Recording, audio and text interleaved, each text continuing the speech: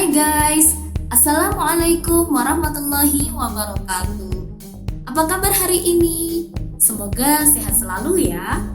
Kita hadir lagi nih pada pekan ini. Tetap terapkan jaga jarak aman untuk berinteraksi sosial ya guys. Mengingat pandemi COVID-19 belum kunjung berakhir. Eits, tapi jaga jarak ini gak berlaku ya buat hatiku dan hatimu. Karena di MSG kita akan menjadi satu hati. Nah, semoga MSG tetap jadi channel kebanggaan kita bersama dan semoga tetap di hati para penggemarnya ya. Oke guys, jadi pada video kali ini kita akan membahas tentang macam-macam hijab dalam faraid beserta penyebabnya. Pada video sebelumnya juga sudah pernah MSG bahas nih mengenai hijab. Kamu bisa cek videonya pada bagian kanan atas video ini. Video kali ini adalah lanjutan penjelasan pada video sebelumnya. Sebelum lanjut menonton videonya, buat kamu yang belum subscribe, buruan deh subscribe. Sebelum kamu nyesel loh karena ketinggalan info menarik dan edukatif dari channel ini. Bagi kamu yang sudah subscribe, makasih ya. Semoga apa yang kita sampaikan di sini dapat bermanfaat buat kamu yang menonton video-video dari kita. Jangan lupa like dan komennya juga ya guys. Share di media sosial kamu juga ya, biar teman-teman kamu juga dapat ilmu dari video ini. Ayo angkat tangan. Siapa di antara kalian yang tahu apa itu hijab? Sama seperti hijab yang kamu pakai ya sis. Hijab menurut bahasa artinya penutup atau penghalang. Menurut istilah faraid, hijab adalah sebab yang menghalangi seseorang tidak bisa mendapatkan warisan dikarenakan adanya ahli waris yang lebih dekat hubungan kekerabatannya dengan si mayit. Jadi dapat kita pahami bahwa dalam bab hijab ini menjelaskan apa saja hal-hal yang dapat menyebabkan terjegahnya seseorang untuk mendapat warisan dikarenakan adanya ahli waris yang lebih dekat hubungannya dengan si mayit. Pada dasarnya, ahli waris yang terhalang atau mahjub memiliki hak untuk mendapatkan harta waris dari si mayit. Hanya saja karena ada ahli waris yang lebih dekat kekerabatannya dengan si mayit daripada dirinya, ia terhalang haknya untuk mendapatkan harta waris tersebut. Ada dua macam hijab dalam faraid, yaitu hijab hirman dan hijab nukson. Hijab hirman adalah di mana seseorang yang terhalang betul-betul tidak mendapatkan harta waris bila dia bersama dengan ahli waris lain yang menghalanginya dari mendapatkan bagian warisan. Contohnya, kakek akan terhalang menerima warisan apabila ada ayah, nenek akan terhalang menerima warisan apabila ada ibu, cucu akan terhalang menerima warisan apabila ada anak. Kamu bisa cek semua ini pada tabel hijab hirman. Kita akan bagikan tabel ini buat kamu semua yang pengen dapetinnya. Kamu bisa download pada link yang ada di deskripsi video ini ya guys. Sedangkan hijab nukson adalah di mana seorang ahli waris terhalang sebagian atau berkurang bagiannya dalam mendapatkan warisan yang disebabkan oleh adanya ahli waris lain yang lebih dekat kekerabatannya dengan si mayit. Untuk membedakan hijab hirman dan nukson ini sederhana ya guys.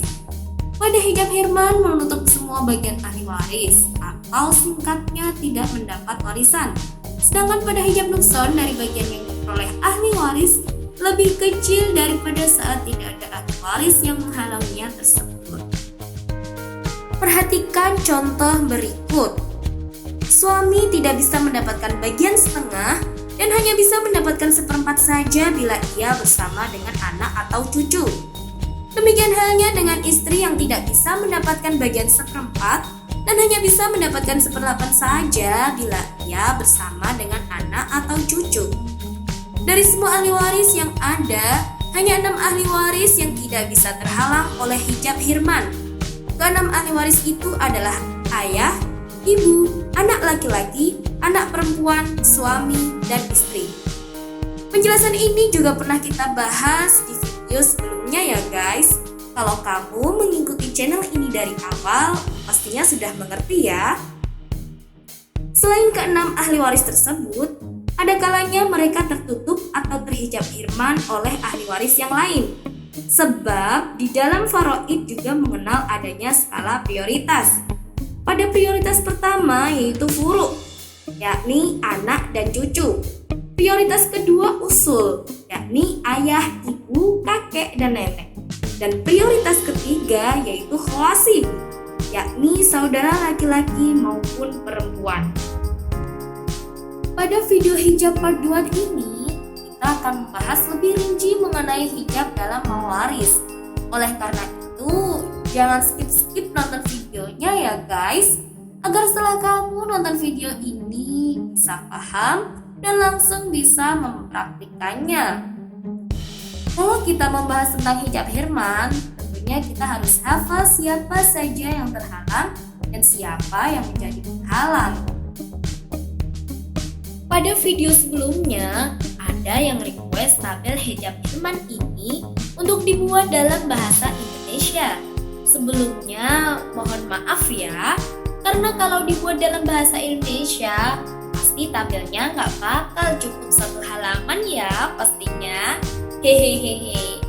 Untuk itu, pada video part 2 ini akan kita terangkan bagaimana membaca tabel hijab hirman ini. Pada kolom paling kanan adalah nomor urut. Kolom kedua dari kanan adalah ahli waris yang terhalang. Kolom ketiga dan seterusnya adalah daftar ahli waris yang menjadi penghalang dengan prioritas utama urut dari kanan. Kita awali dari nomor 1, ada jad atau kakek. Terhalang apabila ada ab, yaitu ayah. Di nomor 2 ada jaddah atau nenek yang terhalang oleh ummun, yaitu ibu. Di nomor 3 ada ibnu ibnin, cucu laki-laki dari anak laki-laki terhalang oleh ibnun, yaitu anak laki-laki. Di nomor 4 ada bintu ibnin, yaitu cucu perempuan dari anak laki-laki terhalang oleh ibnun, anak laki-laki, atau bintaini, 2 anak perempuan yang tidak bersama dengan ahli yang menerima asyubah. Di nomor 5 ada akhun syaqid, saudara kandung terhalang oleh abun, ibnun, ibnu ibni, yaitu ayah, anak laki-laki, dan cucu laki-laki. Di nomor 6 ada ukhtun syaqiqah, saudara kandung terhalang oleh abun, ibnun, ibnu ibni, yaitu terhalang ayah, anak laki, dan cucu laki-laki. Di nomor 7 ada akhul li'ab atau saudara seayah terhalang oleh abun, ibnun, ibnu ibnin, akhun syaqiq, wa ukhtun syaqiqah.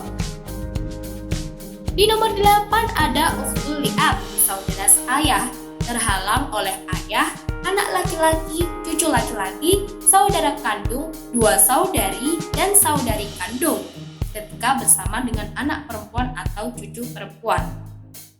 Di nomor 9 ada waladun ummun, yaitu saudara atau saudari seibu terhalang oleh ayah, anak laki-laki, cucu laki-laki, kakek, anak perempuan, dan cucu perempuan dari anak laki-laki. Di nomor 10 ada ibnu akhun syaqiq atau keponakan laki-laki dari saudara laki-laki kandung terhalang oleh ayah, anak laki-laki, cucu laki-laki, kakek, saudara kandung, saudara seayah, saudari sekandung, dan saudari seayah. Di nomor 11 ada ibnun akhul li'ab atau anak laki-laki dari saudara laki-laki seayah terhalang oleh ayah, anak laki-laki, cucu laki-laki, kakek, saudara kandung, saudara seayah, saudara kandung, saudari seayah, dan keponakan laki-laki dari saudara laki-laki kandung. Di nomor 12 ada amun syaqiqah atau paman kandung terhalang oleh ayah, anak laki-laki, cucu laki-laki, kakek, saudara kandung, saudara seayah, saudari kandung, saudari seayah, keponakan laki-laki dari saudara laki-laki kandung, dan keponakan laki-laki dari saudara laki-laki seayah. Di nomor 13 ada amun li'ab atau paman seayah terhalang oleh ayah, anak laki-laki, cucu laki-laki, kakek, saudara kandung, saudara seayah, saudari kandung, saudari seayah, keponakan laki-laki dari saudara laki-laki kandung, keponakan laki-laki dari saudara laki-laki seayah, dan paman kandung. Di nomor 14 ada Ibnu Ammun Syaqid atau anak laki-laki dari paman kandung. Terhalang oleh ayah, anak laki-laki, cucu laki-laki, kakek, saudara kandung, saudara seayah, saudari kandung, saudari seayah, keponakan laki-laki dari saudara laki-laki kandung, keponakan laki-laki dari saudara laki-laki seayah, paman kandung, dan paman seayah. Di nomor 15 ada Ibnu Ammun Li'ab, yaitu anak laki-laki dari paman seayah, terhalang oleh ayah, anak laki-laki, cucu laki-laki, kakek, saudara kandung, saudara seayah, saudari kandung, saudari seayah, keponakan laki-laki dari saudara laki-laki kandung, keponakan laki-laki dari saudara laki-laki seayah, paman kandung, paman seayah, dan anak laki-laki dari paman kandung. Itulah 15 ahli waris yang terkena hijab Hirman. Jadi sampai di sini sudah paham ya guys? Kemungkinan para ahli waris tersebut terhijab dipengaruhi oleh ada atau tidak adanya ahli waris yang lain yang memiliki kedekatan kekerabatan dengan si mayit. Selain dari dua jenis hijab tersebut, ada beberapa hal lain yang menyebabkan seseorang terhalang menerima warisan, yakni yang biasa disebut dengan hijab bil wasfi, terhalang mendapatkan warisan karena sifatnya. Mereka yang termasuk dalam kategori ini ialah 1. Pembunuh. Yang dimaksud dengan pembunuh adalah orang yang membunuh si mayit. Seorang anak yang membunuh orang tuanya, ia tidak berhak mendapatkan harta warisan yang ditinggalkan oleh orang tua yang dibunuhnya. 2. Orang kafir atau murtad. Sementara ahli waris yang tidak beragama Islam karena kekafirannya itu, ia tidak bisa mendapatkan warisan dari si mayit yang beragama Islam, meskipun sesungguhnya ia termasuk salah satu ahli warisnya. Yang ketiga yaitu budak. Karena status budaknya itu tidak bisa mendapatkan warisan dari harta yang ditinggalkan tuannya. Akan tetapi, karena saat ini perbudakan sudah dihapuskan, maka tidak ada lagi yang menjadi penghalang seseorang mendapat warisan karena statusnya sebagai budak. Oke guys, jadi tuntas sudah pembahasan kita kali ini mengenai hijab. Buat kamu yang sudah paham dengan materi kali ini, boleh dong kasih jempolnya. Kalau kamu masih belum paham atau mengalami kesulitan, langsung aja ketik komentar kamu di bawah ya guys. Kita buka kolom diskusi di bawah. Terima kasih sudah menonton video ini sampai habis ya. Tetap jaga kesehatan dengan cara menjaga pola makan yang sehat dan hidup yang bersih. Saatnya kita pamit undur diri. Wassalamualaikum warahmatullahi wabarakatuh.